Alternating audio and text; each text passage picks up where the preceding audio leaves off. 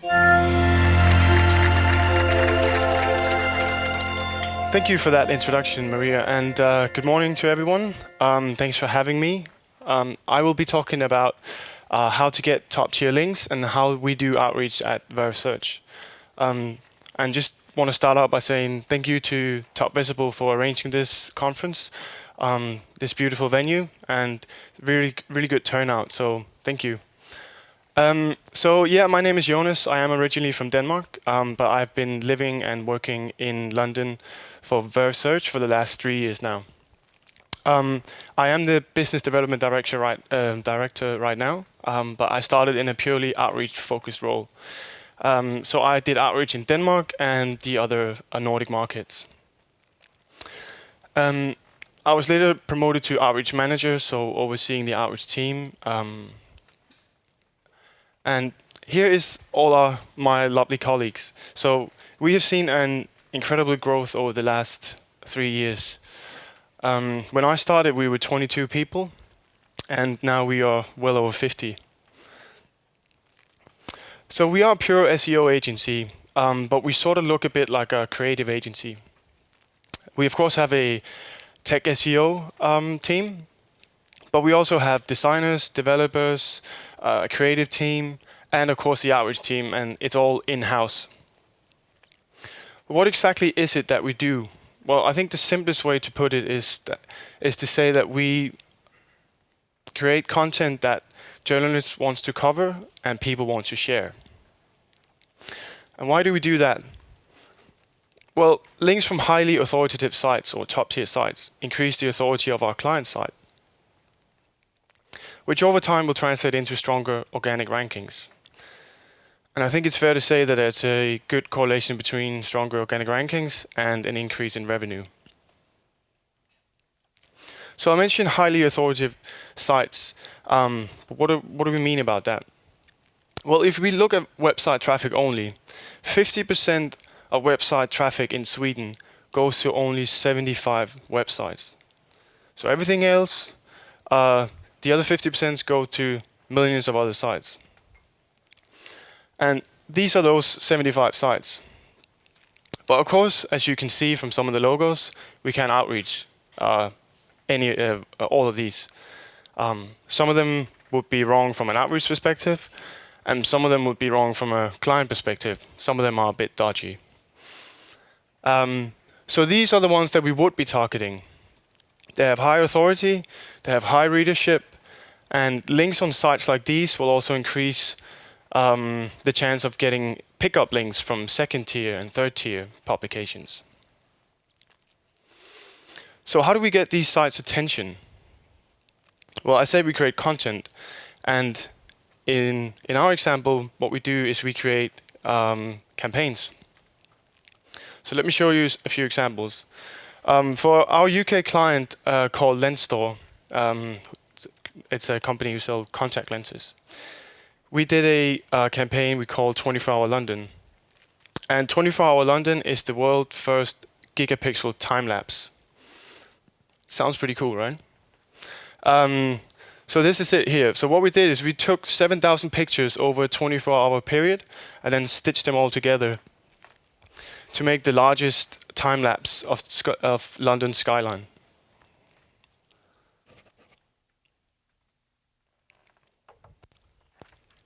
The quality of this picture also allows the user to zoom in to a ridiculous degree.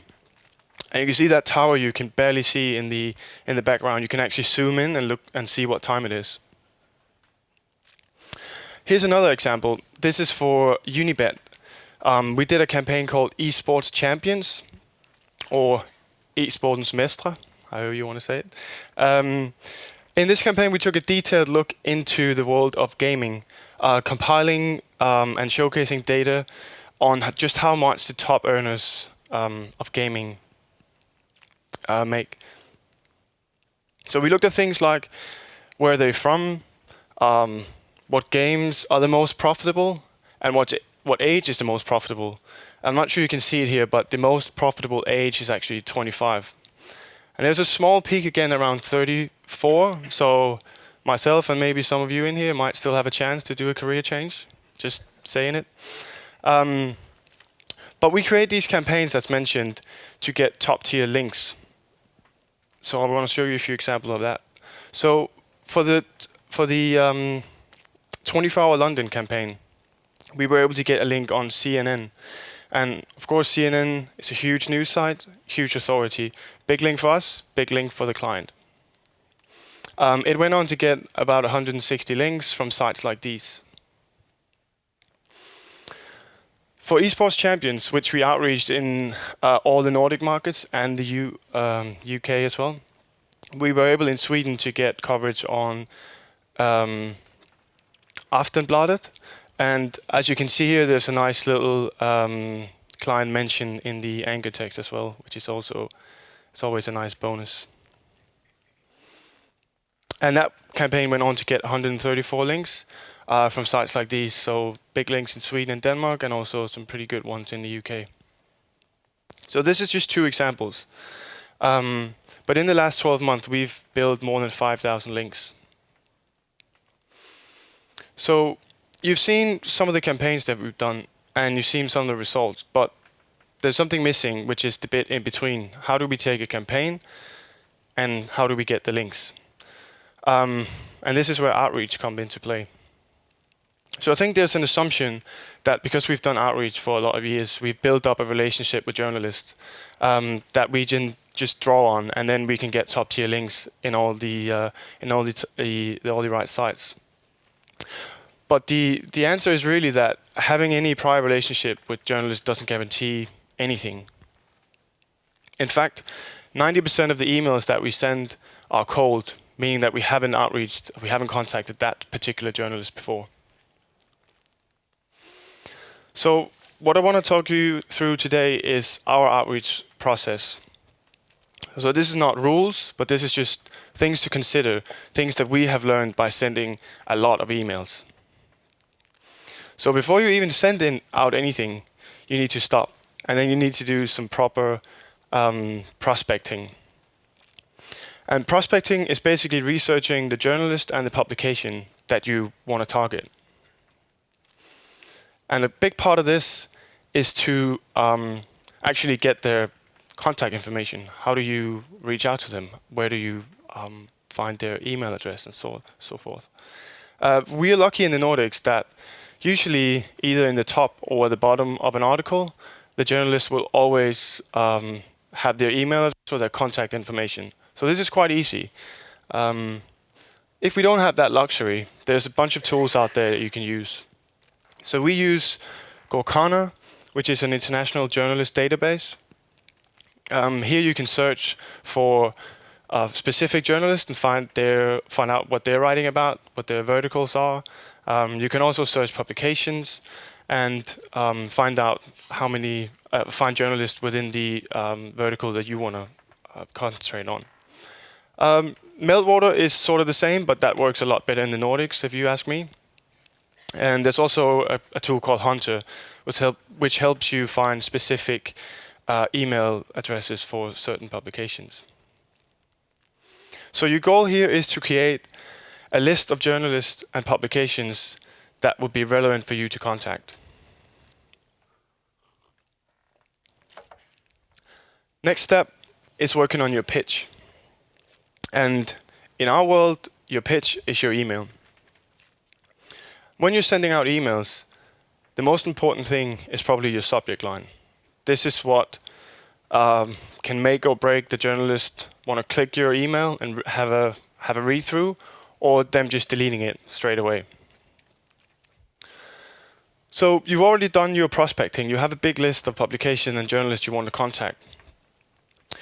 A good advice is to look at those. Look at how they write their headlines. Look at how they phrase them. Look for patterns. Their previous work on headlines will guide you to write a good subject line. You can definitely ask questions in your subject line. Just make sure you actually answer them in the email. Definitely use any standout numbers you have, top 10s, top 20s, whatever that might be. Basically what you want to do here is summarize your concept into one single line. Let me give you a few examples. So to do that, I want to introduce you to a campaign that we did for a UK fashion client called Farfetch. We did a campaign looking at the most valuable sneakers, top 25. Here's a list of examples of subject lines, and what we usually say to people is just get them down. All the bad ones too, just get them out of the system, and then you can sort of pick and choose from there. So we use a tool called BusStream to organize our email templates, but you don't have to. This is just a way for us to sort of organize it if we have many people working on the same project. But as you can see here, this first example, this is for UK money tabloids. So what we're trying to do here with this headline that reads, "Do you own any of the world's most investable trainers?" So what we're targeting here, UK tabloids, right? So we're trying to mirror the language that they use. They often ask questions. They often use capitalizations, like on the U. And we've also used words like investable to try and get that money angle. And this is the coverage that it got on Daily Mail. As you can see, they went with the question in the beginning. They also did the capitalization, so not the exact words that we did, but we did enough to get their attention and for them to actually read through the email. Next example is sort of the same, but here we're targeting fashion publications. And fashion publications, they need to lead with images. That's sort of a big thing for them. So what we do here is we make sure that we say in brackets, this is a gallery, this is an image-led campaign, and there's images that you can use. And here's an example from a pretty top-tier fashion publication that went with almost the same headline and a big picture. So I think a good rule of thumb is that if you try the headline, or sorry, a subject line, around 25 times and you haven't had any feedback or you have very few openings, probably try something else. But if you do end up getting this right, your subject line might end up being the actual headline. A few examples of that is you can see here on the mirror, you can see their headline, and then you can see below the headline that we suggested. Almost word for word. This one on Independent is, in fact, word for word from what we sent. So if you get this right, they'll just copy-paste it. Next thing you really want to do is get to the point, and you want to get there fast. Don't bury your story. Don't avoid any necessary fluff. To show you an example, I want to introduce you to another campaign we did for Expedia. We did this in Nordic markets. So this is called Monumental Minds, or Nordisk Arkitektur. We illustrated buildings around the world designed by famous Nordic architects to showcase just how far Nordic architecture had traveled. And this was the email I sent. You don't have to read it. What I want to just highlight here is the fact that I didn't get to the point. I hit the entire why. Why is this important to the journalist? Why should they keep reading? I hit that not below just one picture, but two. So the journalist had to scroll through, probably were a bit confused with why am I sending them this. Needless to say, this didn't work out really well. This is an example we did for the 24-hour London one. And basically, it's hi, journalist name, and then straight to the point. This is 24-hour London, this is what it's all about. Here's another example. Hi, this is what we've done. This is why it's important for you. So again, don't bury your story. Get straight to the point. We also encourage all of our team members to ask for a link up front. Remember, this is the whole thing we're doing it. This is why we're outreaching, is to get that link. And in my experience, journalists knows that this is a trade-off. They get a story, they add a link. I think they know that, and I think that they're okay with that in many instances. And also they should care about credit their source. Not saying they always do, but they should. So using the two examples I just showed you before, this is the email we sent for 24-hour London. So again, the intro, and then right under the intro is here's the link. Again, intro, if you want to use this, please credit a link to our project page. A journalist might end up covering your story without adding a link, and then you will have to go back and reclaim it. But that's possible and very doable. And it's actually quite simple. So first of all, you just need to react quickly. So as soon as you see that the story is up there and you don't have a link in there, email the journalist straight away. And just be polite and use the right language. So what we do usually is we say, hey, we can see you covered our story here, link to the story. This is really great. Thank you for covering it. We really like it. Would it be possible for you to add a link to credit your source? And honestly, in my experience, 9 out of 10 times, you'll get a reply like this. Of course, yeah, thanks for bringing this to our attention. We'll amend accordingly. I've done this plenty of times in Denmark as well, and in my experience, it works. Another really important thing is to give the journalist everything they need in the initial email. So this is angles, this is extra assets, photos, videos, quotes, whatever you have really to help the journalist out. So again, I want to use one of my own examples as to how not to do it. So I outreached this journalist and she came back to me and said, this is a really cool story. I really want to write it up, but I need a photo and I also need a quote. Can I call you? And I'm lucky that it's of course good that she replied, but me not sending a photo, that's the easiest thing in the world. Definitely always do that. And now she's asking me for a quote. Ideally, I don't want to be quoting. I don't want to be quoted. I would want that to be from the client side because they would see that as added value. So if I have been a bit proactive, I would have had this ready. I would have talked to my client, said if someone wants a quote, can we have something ready to send? Luckily, I got hold of the client fairly quickly, and we were able to work out a quote. But I've had plenty of examples where we didn't get to the right person, the sign-off process was too long, and then the journalist just lost patience, and we lost that link for the client. And I think another thing we need to remember is that journalists receive a lot of emails. In the UK, journalists can receive up towards 200 emails a day, and they have to write somewhere between 8 and 12 articles a day. That's a lot. So slightly less in the Nordics. So the people I talked to prior to this day are saying that they receive around 50 emails a day and they have to write about 3 to 5 articles a day. But still, that's quite a lot. So anything that we can do to help them reach their own KPIs, we should definitely do that. And speaking of quotes, it doesn't have to be quotes from the client. It can also be third-party experts. So for the campaign we did for Farfetch, the top trainer one, we actually, prior to outreaching, reached out to this sneaker expert. He was well known in the industry. He was really happy to talk about it because he has all this expertise and he just basically wants to share it to as many people as possible.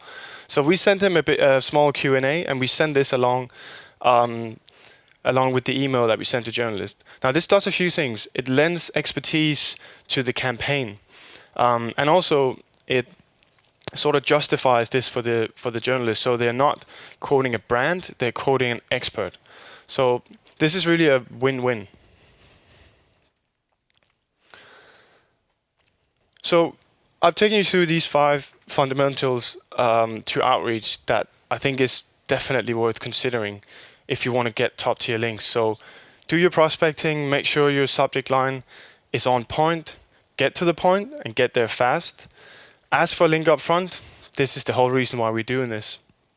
And give the journalist everything they want right off the bat.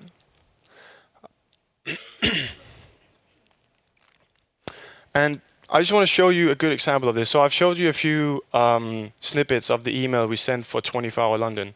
And you don't have to read through the whole thing, but just I just want to show you how this is built up. So we have a good subject line that summarizes the project, and we also getting to the point fairly easy. We established and fast. We have linked to the campaigns both in the beginning and the end of the email. There's links to additional assets like behind the scenes and extra images, and there's a bunch of angles in there for the journalist to basically plug and play. They can use it if they want. So this is our outreach process. So this is what I would recommend you all to look at if you want to get those top tier links. Excuse me. But I also want to share 2 additional findings that I personally think you don't necessarily consider when you start doing outreach. So a no from one journalist doesn't necessarily mean a no from the entire publication. And to illustrate this point, I want to talk about a campaign we did for Expedia Denmark. So this is called Old Town Aarhus. This is basically a virtual tour in an open-air museum in Aarhus, Denmark. Like, I knew from doing my prospecting that Jyllandsposten, which is a national paper in Denmark, would be a good fit. It's a good regional fit. They've written a bunch of this already. So this was kind of my bucket list link. This is the one I wanted to get. I did get it, so yay. Good job on me. But it's not that easy. This was the 16th journalist I contacted at Jyllandsposten, which means that 15 journalists either didn't answer or didn't want to cover it. I got a lot of replies saying, hey, thanks for this. We don't have time, sorry. We'll put this in our ideation pile. We'll pass, thank you though. But what if they keep saying no? Well, probably go back and look at those 5 points in the outreach process. I think that this quote sums up a lot of things here in life, but it also works in outreach. So insanity is doing the same thing over and over again and expecting a different result. Which leads me to my next point, is to be adaptable or creative, whatever you want to call it. Again, talking about the Old Town Aarhus example. So now we have the coverage in Denmark, which got some pickups, and client was really happy with that. But they also wanted international coverage. So if you think international coverage and travel, Lonely Planet is probably one of the highest ones up there. So we did reach out to Lonely Planet, and they liked it, but they didn't think that it was enough to do a full story on. That sounds like a no, right? Well, we thought if one virtual tour isn't enough, let's give them some more. So we went back, pitched a story about 5 virtual tours in Denmark. So what this did is that this, these are the campaigns. So we did the first 2 ones, and the rest we basically just found by doing a bit of research. So this broadened the narrative on the story from being visit this one place in Denmark to travel through Denmark on all of these virtual tours. The email just basically wrote them up, replied in the same thread, and this is the reply we got. Thank you. This is brilliant. She was even looking forward to writing it up. Great. And this is the headline that came out of it. And so we pitched this to get 1 link for 1 campaign. Ended up getting 2 links for 2 campaigns. And then we did a bit of free PR SEO work for some other venues in Denmark, but we won't charge them. So this is how we get top tier links. I think sometimes people think that outreach is this big thing, but it's not rocket science. It's a constant evaluation and re-evaluation of the outreach process, and then applying that to your prospects. And let's be fair, a good bit of tenacity and hard work doesn't hurt. And I'm confident that if you look at this outreach process and you follow that, you'll be increasing the amount of top tier links that you get too. That's all for me. Thank you very much.